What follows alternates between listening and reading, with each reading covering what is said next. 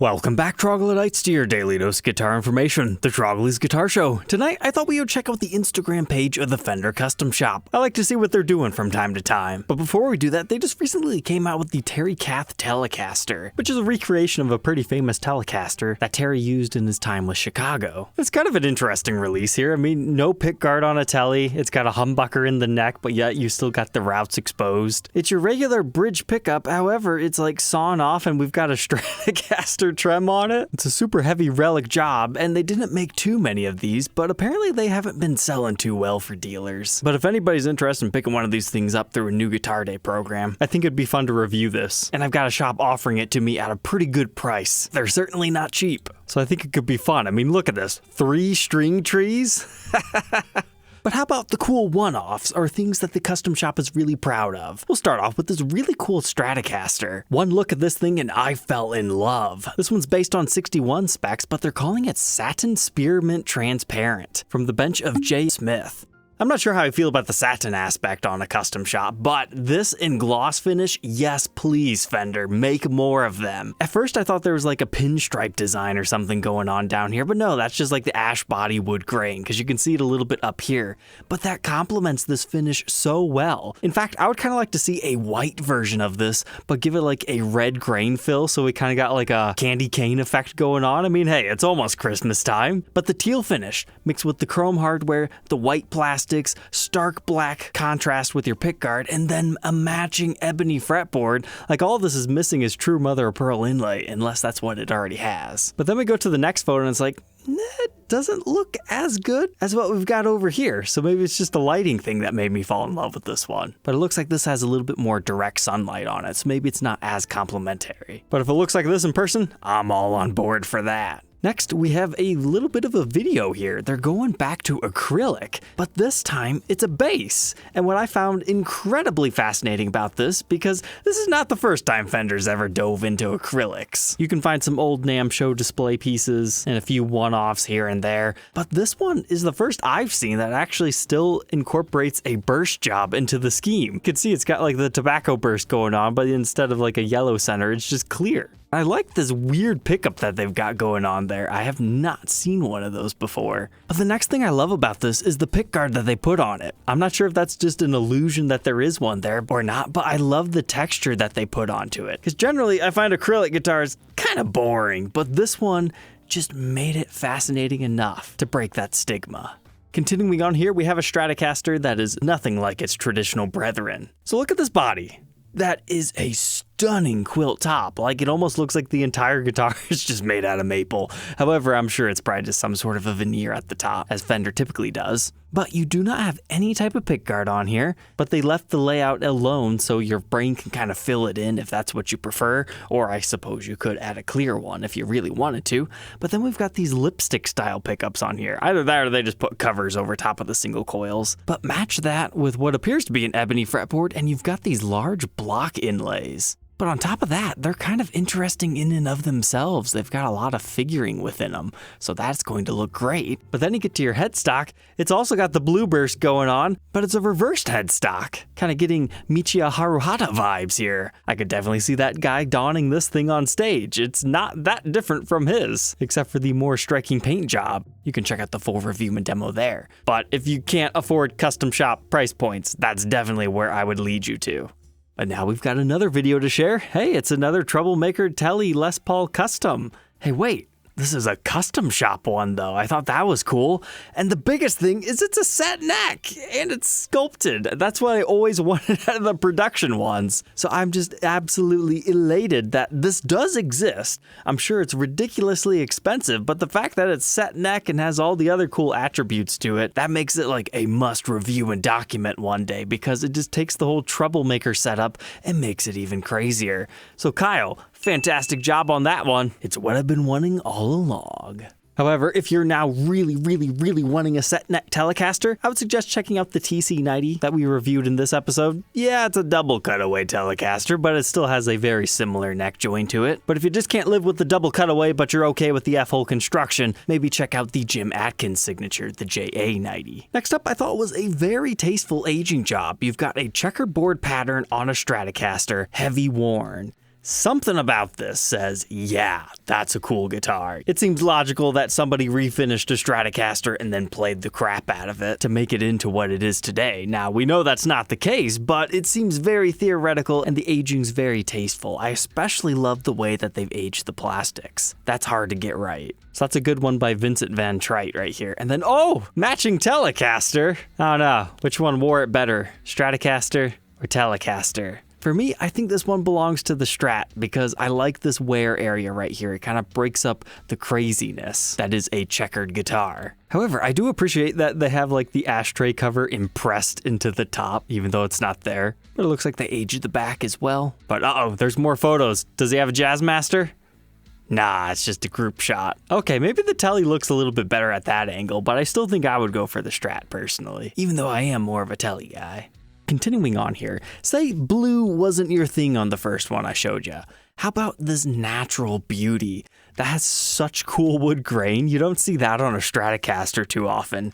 Now I've got the anodized pickguard. You're either gonna love or hate that. I'm still kind of on the fence about them, but it still has the cover over the trem. Got a really ambered over lacquer here, which doesn't seem to match what you have right there. But if you notice, you got a white blonde beauty over here. So I guess when you compare it from that to this, the whole aged looking fretboard matches a bit more. I'd be curious, do you guys prefer the more white blonde of this one or the more dirty blonde over here? They both certainly have their ups and downs. However, I feel this pickguard matches this finish just a tad bit better, and it's got better wood grain. It almost kind of gives me slight Korina vibes. Not exactly, but we're almost there. We're almost there.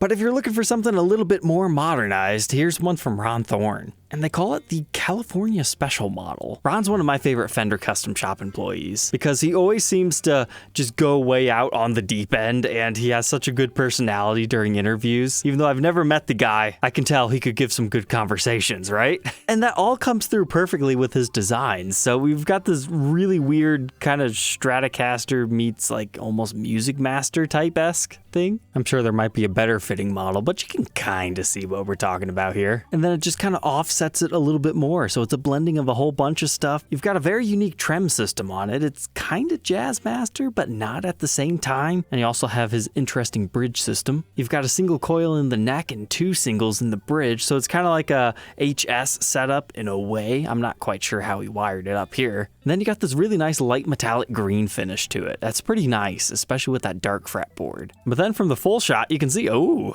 super flamed headstock. Does that mean our neck is crazy? Yep, it's looking like it's gonna be crazy, but what's even crazier is that trem system. That is insane. Looks like they're calling it the Vibrodyne. I'll have to do some more research on that, but it looks like that's almost a system that could block it off if you didn't want it. I'm not quite sure. But look at that comfort cut back here. Well, that's unfortunate. It features a roasted curly maple neck, but they didn't provide us a photo of the back of it. But hey, it looks like he's been making these for at least a couple of years. Wildwood actually has a short video on one, so you can check it out there. It appears he's done some truly crazy ones, like here's one with a Bigsby and you got a sun inlay. But here's another one from him. Now this takes, Les Paul meets Telecaster to a whole new extreme. Like you almost even have the faux binding going on here, which I think is just like the exposed maple cap in this case.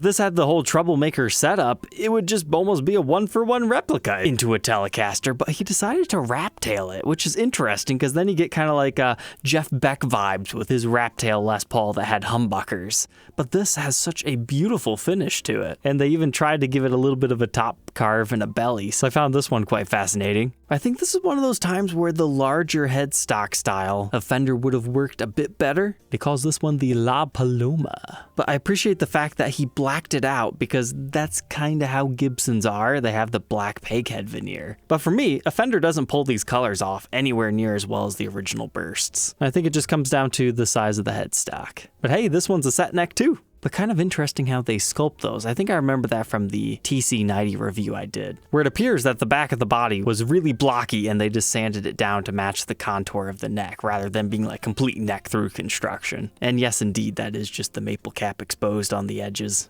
But oh, is that some purfling around the edges? Kind of like a violin? So is that indeed just a flame maple binding instead of what I was thinking it was? It's either that or he just inlaid something inside of the wood. And hey, if that color wasn't for you and you prefer dark burst, he did one of those up too. Let's see the full body shot of this, because this one got aged, so it's gonna change the vibes. But okay, I think this one pulls it together better with the black headstock than the other one. We just need a doofy little pickguard on here. Now that we've seen some pretty cool mashups, I thought we would see something a little bit crazier. Again, a Ron creation. I don't even know what to call this. I mean, it's kind of like a Thinline Telly, but there's no pick guards at all. It's got a Bigsby. It's got his special bridge. It appears to have some sort of a larger than normal humbucker. That seems bigger than even the wide range humbuckers. Well, over here it says it's real Kunifi, which stands for copper, nickel, iron. Tells you the elements that make up the pickup. Apparently those are very popular guitars. Whenever Fender Japan reissues those things, people lose their mind. And then it's got this polychromatic, magical space cowboy finish.